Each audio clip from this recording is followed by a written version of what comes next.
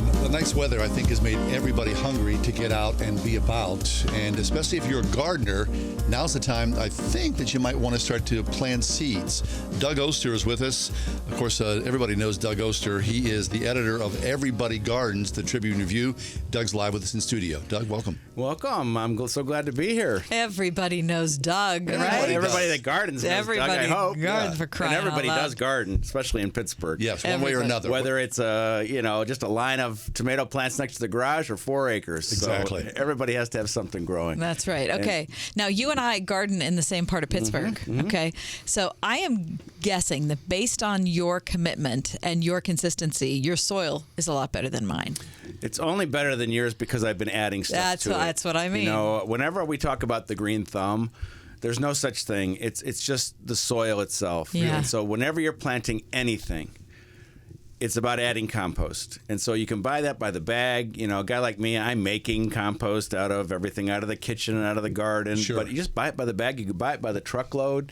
You know, I know a place near us, North Hills, that will dump about 3 yards of nice compost Right. I think we talked about this last year. We did. That's all there is to it. That's the magic bullet. Gardening is lifelong learning, but if you just improve the soil, put the plants in at the right time of the year, which is easy to find out, and don't let them dry out, you can have a garden. Now, of course, there's all sorts of other fun things we can talk about. Otherwise, I wouldn't have a job. I've written thousands and thousands of words about gardening, but those 3 things will That's do pretty in the good for you. Fabulous. Okay, so for the hardcore among us, Doug, there are people right now who are starting seeds in their house, which to me is like super really intense, right? I mean, if you're looking at a seed... There's nothing to it. Really? Yeah, just think about it. Let's say a tomato's growing outside. That tomato is a seed delivery system. That's all it is. It drops on the ground the next spring. If you leave tomatoes in the garden, you'll have seeds everywhere. I see. The trick to starting seeds really is light. People will start seeds, and they'll do it on the windowsill, and they'll get tall, and they'll get spindly, and they'll fall over, and they'll say, I've got a brown thumb. And I'll say, no, just put some light on them. You know, and back in the day, we used these, shop lights, the fluorescent shop lights. Yeah. It was like a cheap way to run electricity. Well, they're expensive compared to LEDs. Nowadays, you can go down to some nursery or someplace and get some LEDs, set them up, and so you get those seeds started. They have strong light. They're going to grow like crazy. And the reason a lot of people start seeds is, first, it saves you money, but secondly, it's the only way you can grow exactly what you want. I see. Okay, so I know when you're at the home show, which is coming up, you're going to hand out packages of seeds of some sort of heirloom tomatoes. This is a rare variety called Clint Eastwood What? Rowdy Red. So where does the rowdy come from? It predates you. His first show was Rawhide. He played a character called Rowdy Yates. I see. The guy who gave me the seeds runs this place called Tomato Fest in California. He has got 600 and some different heirlooms, and I said, I want something special for the show. That's cool. Well, it's in Carmel, California. Clint Eastwood was the mayor of Carmel. And it looks like everything grows well in Carmel, he California. grows good out there, better than here. Yeah. You know what, though? We get better tasting tomatoes than they do because of our climate. Really? Yeah. Why is that? It's just something about the way our soil is and the way our weather is. The grit and the dirt add the flavor. Yeah. So anyway, Clint Eastwood was a big part of helping them do their tomato festival. And so they named this amazing tomato after him. Everybody who comes to see me, first off, they can come to the Home and Garden Show that starts this Friday for free if they promise to come see me speak. When you go there, your name will be on a list. You've got to contact me. I'll put your name on a list. They'll check you off. Now you come see me speak. Now you can go do your thing at the show. Fabulous. They get a free packet of seeds, those tomato seeds, a chance to win a flower carpet rose, a chance to win this in-depth tour I do every year at Falling Water. And then we just have so much fun because I see the same people over and over again, same time next year. Yeah. Okay, so then those seeds that you're giving away, someone goes, plants them in some soil, puts them in their window, waters them. Eventually, that seedling will grow into a plant that you would see like at one of the garden stores. It's big and robust. Only it'll be better. Oh. Because you're babying it along. You don't have 10,000 plants to take care of. You've got 6 Rowdy Red Clint Eastwood tomatoes to take care of, and you're going to make sure they look great. I see. When I have a little itty bitty greenhouse, it's an old kit greenhouse. Back in the 50s, sure. 60s, people really were into building their own little greenhouses. You buy it shipped to you flat, and you put it up. And so I grow these tomatoes, hundreds of different tomatoes. I can only put in about 25. And everybody comes to the greenhouse that third week of May. Hey, you got any tomatoes? And they look around the greenhouse and they see these ones over in these big 1-gallon pots and this tall. Who are those for?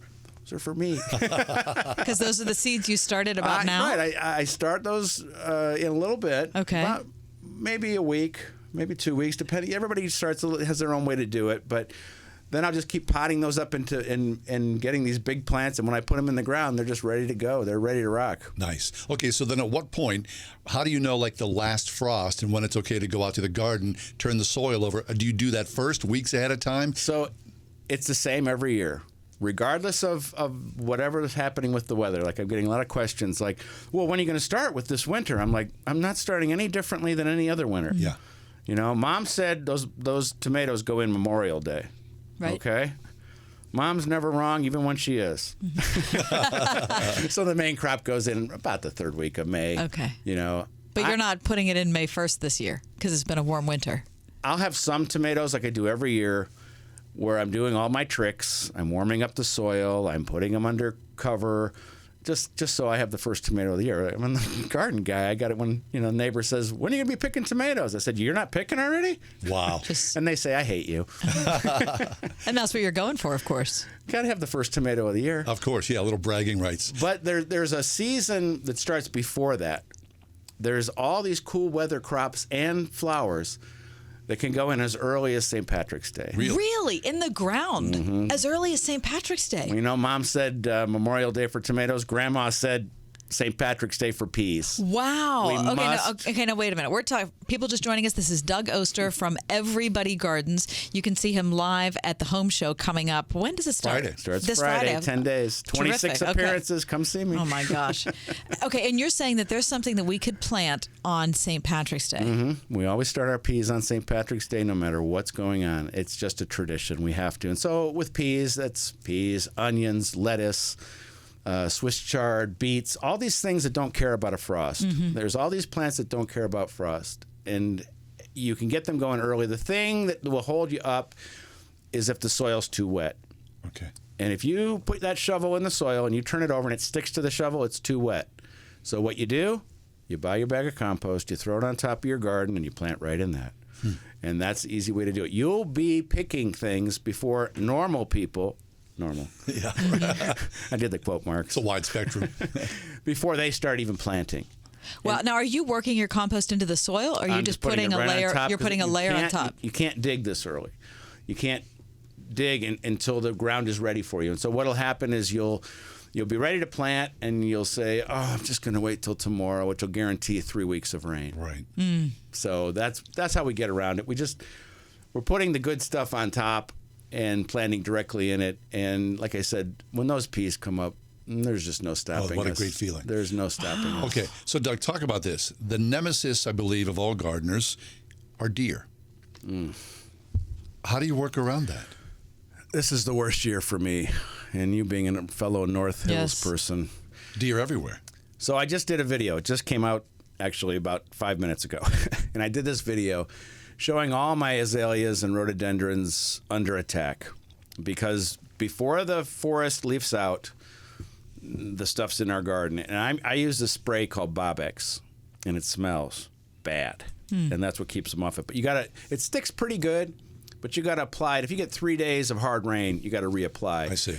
And you got to reapply all the time. That's You have to spray the whole plant.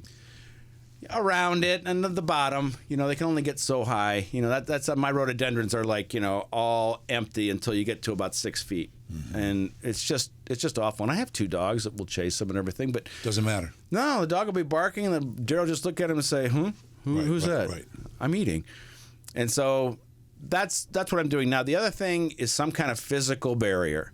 I have some shrubs that are surrounded with deer netting because there's no other way. That the deer like them so much, no matter what I do. You just can't keep them Right. off. And then the third thing is grow things that they don't prefer. And anybody who's dealt with the deer knows that They'll eat just about anything. Anything. Okay, so then at your garden, when you have your tomato plants and all the other things, do you have wide fences, high fences around all that? I have a vegetable garden. It's 30 by 40. It's fenced at the picket level, but I've got tall 4x4s in there that go 6 foot tall. Wow. Not only is it a vegetable garden now, it's a hydrangea garden. It's a lily garden. Nice. Everything the deer will eat now is going into my vegetable garden. I'm getting less and less room for vegetables. You get a 6 foot high fence around that. Yeah, and it just has like really thick fishing line around the upper part. And early on when I put that up at 12-inch intervals, I just put some streamers on there so they could see that, and they kind of perceive that as a fence. They don't like to jump into enclosed places. Okay. Kind of freaks them out. So the only time they've ever gotten in my vegetable garden is when somebody left the gate open. Me. Somebody. That you were going to blame it on a is loved this one. A fairly new thing. I mean, our fathers and grandfathers, they didn't have this problem. I don't think it's as bad. It's just, habitat loss. There's no hunting, and my township is Ross Township. There's no hunting. There's no. They don't have a fear of you. It's like, this is free food. Sure. I moved all my hostas. That's their favorite food. All my hostas from right outside, used to be right outside my vegetable garden, inside the fenced-in area, because I just couldn't keep them sprayed enough to keep the deer off them. So it's problematic. There are things that they don't prefer to eat, and I showed in this video, on one side is an azalea, one of my favorites, this beautiful salmon-colored flower, all destroyed. But right next to it is this plant called Japanese pieris, which is just blooming now. They haven't touched it. It's something they don't like. Now, that doesn't mean they're never going to touch it, or They're a desperate. young one might nibble on it. That happens. But for the most part, that one for me has been deer-proof, but we don't like to use that word. I see. Okay, so let's talk about the garden show once more, because you'll be there starting this Friday, 26 separate appearances. That's what I do every year. It's around that. Doug, that's crazy. It's not crazy because it's fun. Good. Because I get this great crowd of people. They're waiting anxiously for me to give them their seeds, and so I've got their attention, and we talk gardening. It's right before the real season begins, and we need a little bit of this. And as I said, I've been appearing there for at least 15 years. And so when I see these people that come back year after year, they're sending me emails every day. Hey, are you doing the show again? How do I get in? And I'm like, yeah, I'll get you on the list. And we have so much fun talking about this. And then I learn so much from them. Like I said, this gardening is just lifelong learning. Right. And It's fellow sufferers, I think is what it is, right? yeah, we can definitely commiserate when we talk about deer. But lots of beauty and joy. There's so much beauty and joy. And you leave your phone inside and you listen to a red-bellied woodpecker over your shoulder. To see a little seed sprout in the ground and come to fruition in only a short period of time, So cool. it's just wonderful. It's like having kids without the headaches. Yeah. Or the expense. Yes. Yeah. All right, Doug, our time's almost up. When you're saying you're going to be speaking 26 times, how do people know when they can find you at the Home and Garden You just Show? go to Everybody Gardens. My whole stage schedule is there. It's online also at the Home and Garden Show. It's pretty easy to find. Great. Come down and see me. It's a great show too. I mean, it's just a great show. There's it's so much. Wander around so for much hours. fun. Yep. I mean, you could live there and spend I do. days. Yeah, I'm sure I he do does. live there. You do. Yeah. I have a Okay. cot. So they get to see you, and they get free tomato seeds and free entrance to the Home and Garden Show. Yep. All Yep. they've got to do is go to Everybody Gardens. Yep. Contact me somehow, and it's on there how to contact me, and I'll get you on the We list. should do that. Oh, I I'm mean, definitely you and I and Mike, the three of us, we're going down. We're going to take Home and Garden Show by Sounds a lot of storm. fun. Okay, last question. Any tips for a nice spring flower? Something that maybe people don't know about. Yeah, there is a bulb. You plant it in the fall. It's got a really weird name. It's called pushkinia. Never heard of it. All right. How do you I can't spell- spell. I'm okay. going to Puschkenia. That'll get you Okay. close. Yeah, pushkinia. The Okay. deer won't eat it. It's creamy white with blue stripes. It blooms every spring for you. It's just coming up now. It'll bloom right after the crocuses. And if you just go to Everybody Gardens, you'll see what it looks like, because I just discovered it. It's been around forever, but I just discovered it 2 years ago, and I've just fallen in love with it. That's the thing. Garden obsessions, and that's one of mine now is pushkinia. Pushkinia. Nice. That's exciting. Well, wonderful to see you, Doug. Nice to see you yeah, guys. happy Thanks. spring. Down at the Garden Show. Home and Garden Show starts this Friday. Doug's going to be there. Like he said, he's living there. Stop on by, get your new tomatoes, and free admission. Everybody Gardens. Doug Oster. Thanks, Doug.